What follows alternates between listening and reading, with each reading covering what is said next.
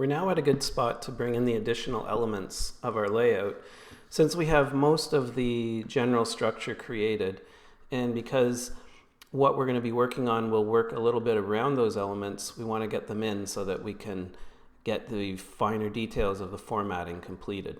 So let's bring in the little logo here, this illustration, and we can go to File and Place, or do Command D, and this will be in the Links folder. I'll choose the icon illustration, and again it comes up with a little thumbnail. You can place it wherever you want. I'm going to place it approximately where it will be, and then remember, when you go to move it, you may accidentally grab the circle and move it in the frame. I'll do Command Z. You're going to want to, if you do that, you're going to want to go back to your main selection tool, just click off and then click back on, but away from the circle, and then you'll be able to drag and move it. Just another thing that takes getting used to.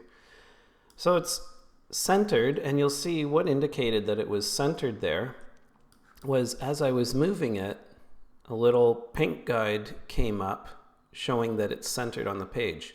These pink guides that you'll see, the margin we put there, but the ones that you see as you're moving something, those are pertaining to its relationship with the page.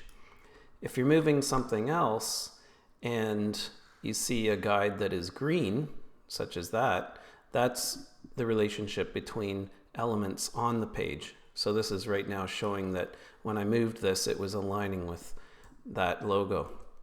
So the pink guides are page related, the green guides are object and item related. So now we want to add a text wrap to this, because the copy is currently flowing behind the logo and it's literally covering up some of our copy. So we want the text to wrap around it like it is here. So the first thing we do is apply that text wrap. Now in this case, we are going to have to apply the text wrap in such a way that we get some space around it. If we just apply the text wrap and don't do any settings, then the type will just come to the edge. There's one way to do a quick text wrap, and although if you are working with a laptop, you may not see these up here, but when you have the object selected, you'll see the text wrap icons. Either way, we have to go into the text wrap settings. So we're going to open the text wrap window. So we'll go to Window and Text Wrap. And here is where we can both apply the text wrap we want and adjust the spacing around the item we're applying the wrap to.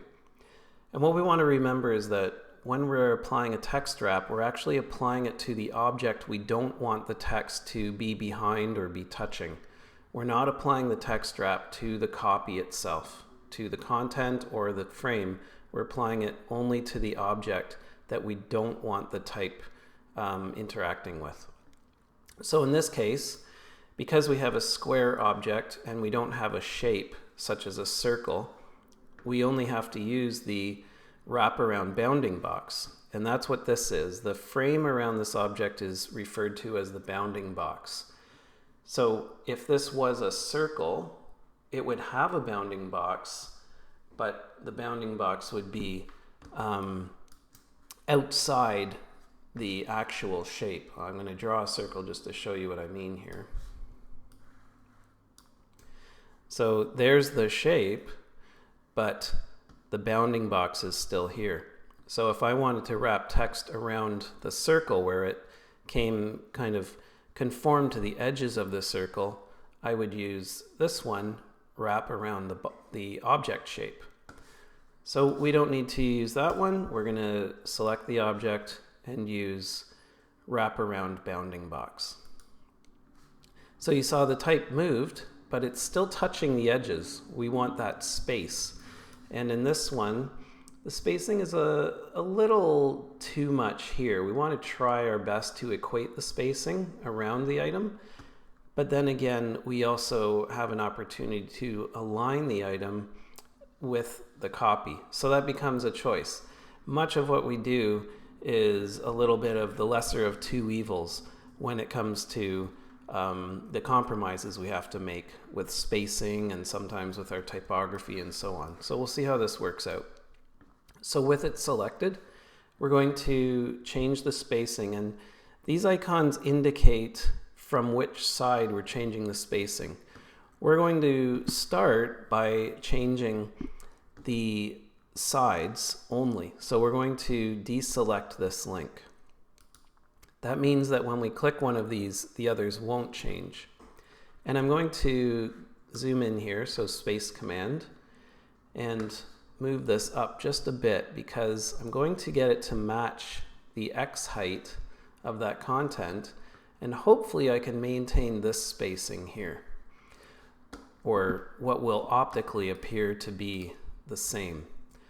And then I'm going to do the left side, or the right side. That's left side, sorry. And I'll do the right side. So that's not bad. Now, the thing with that, I'm just going to press W here, is that we don't have the alignment down at the bottom. We're not going to worry about that right now because we don't know exactly where our content is going to land. And again, like I said, it becomes a preference. Which one you'd like. If you want equated spacing along the top and two sides, or if you want alignment with the bottom. We'll worry about that in a bit. I'll press W again to get back into working mode. And now I'm just going to draw a box along the bottom that we're going to color. So I'll go to my shape tool, my rectangle tool here. And again, if you had another tool, you just hold down and it will expose the other tools that you're looking for. And this bleeds off of the bottom and looks to be in alignment with the image, which is at the margin. So I just have to go from the margin down to the bleed guide and over to the other margin. Now it doesn't have any color by default. Yours may have color if you hadn't drawn anything else prior, or if you, even if you did draw something else prior or you applied color to something else.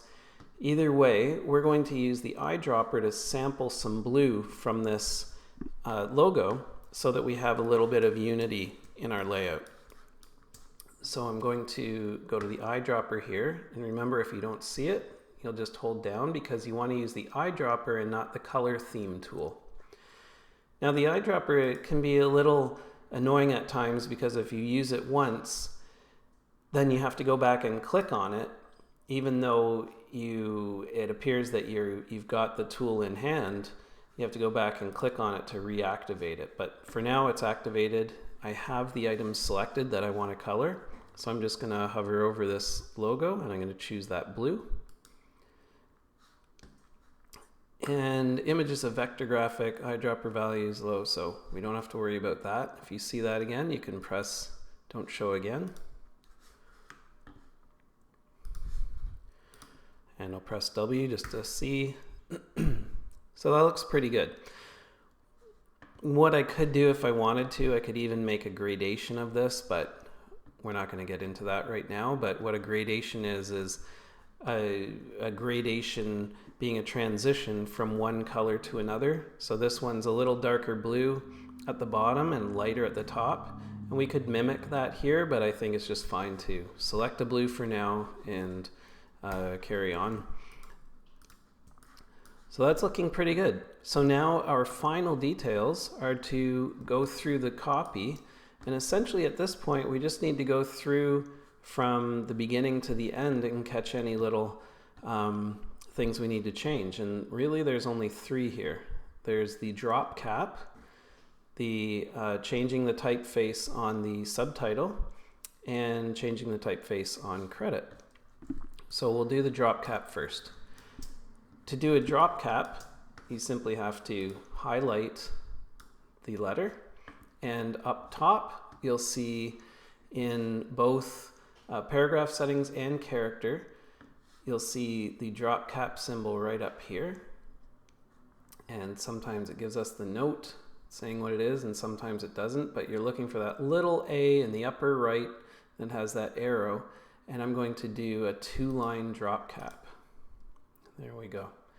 Now if you can't find that, the drop cap is also in the paragraph panel right here, and you can do the drop caps from there as well. And I always encourage students to play around with this too, just see, well, what happens if I do this? What happens if I click that? And things typically will happen as long as you have something highlighted or you have your cursor live in a paragraph. And remember that you have the undo Command Z. And at this point, you should also be saving as you go along, Command S. I've seen myself do it through habit a few times here, and I usually do Command S after I do anything substantial in my document. So Command 0, so there's our drop cap, and we'll do the subheadings next. I can close these windows. So that subheading is the Helvetica New Bold, the same as what we used in the title for the article. So I'll go to my character and go to Helvetica New and choose bold. Actually, this was 65 medium if I remember right now. And then I'll do the same for credit. Now this is an example as well where if we wanted to, I'm just going to zoom out here, we could even use our eyedropper and click on the eyedropper. So highlight what I want to apply the attribute to, click on the eyedropper and click the attribute type. But you'll see one thing that happened there, which I neglected to remember, was that credit had a column span applied to it, shrink and swells did not. So it assigned the attribute of no span to that and it moved. So I'm going to undo that, Command Z, and I'll do it manually.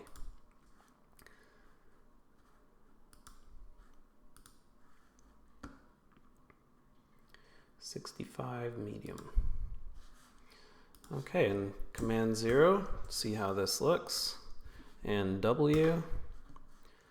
So overall, we haven't used any hyphens, and we have a little bit of a different layout than the one we're trying to mimic. This one's quite tidy in where things land, and I noticed that it looks like we may have added a little too much space in our space after, but I'm not going to be too concerned about that at the moment. We just want to get through getting this layout completed. Otherwise, for the most part, it looks pretty good. And even the bottom here, so it may be just that we've made a wider text frame than what we have here because we don't have the guides to go by here. So the text frame may be wider. There's a couple of variations. So if I wanted to get quite picky about this, I would close or open the text frame accordingly to get the type to be more in alignment. But I'm going to leave it alone now because I like how the things are working at the top here. And if this was an actual project that I had to work on and send out to production or something, then of course I would get a little more picky with that. But right now I'm okay with that. And even the way the logo is sitting, I'm going to use my arrow key and just nudge that down a bit. And we can see, okay, now things start moving again. So let's see if I nudge that down and I apply a text wrap to the top of it. And this is the kind of play that we often find ourselves getting into when we start to make things land in a layout the way we'd like them to. And sometimes it works and sometimes it just causes more headache than we want, but it's always worth playing around, and we really do get that detailed especially with the typography. Once you really start wanting to move things around or absorb some space or make some space, it's those typographic details that begin to drive us crazy a bit because we can get a little obsessive with it. But overall, if you were able to get to this point and utilize all those tools, that's fantastic. This is definitely not an easy program to quickly pick up, but once you realize that it's all about making a larger job into many smaller jobs, then that becomes a habit of use.